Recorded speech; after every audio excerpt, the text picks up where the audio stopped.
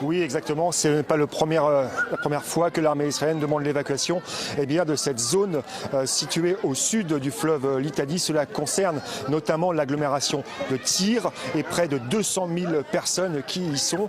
Alors nous sommes dans un ancien orphelinat à Saïda. Saïda, c'est la porte du sud Liban. La zone est censée être plus sûre, même si une alerte a eu lieu il y a peu pour évacuer un quartier. Et c'est ici qu'arrivent de nombreux réfugiés du sud. L'établissement a été converti en centre d'accueil. Ils sont 800 personnes ici, dont un tiers d'enfants. Tous viennent des villages frontaliers qu'ils ont dû évacuer et d'autres déplacés arrivent encore tous les jours. C'est littéralement surpeuplé.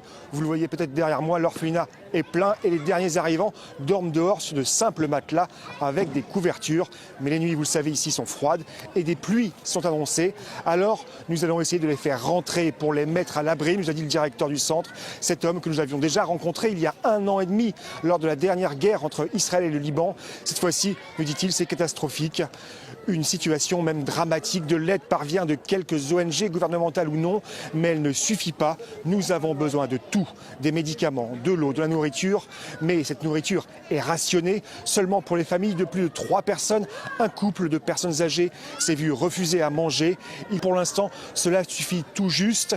Mais dans une semaine, nous devrons distribuer 3 repas et nous n'y arriverons pas. D'autant plus que le nombre des réfugiés ne cesse d'augmenter ici au Liban de jour en jour, atteignant bientôt la situation dramatique humanitaire qu'avait été celle de la dernière guerre où 1 million de Libanais avaient été déplacés.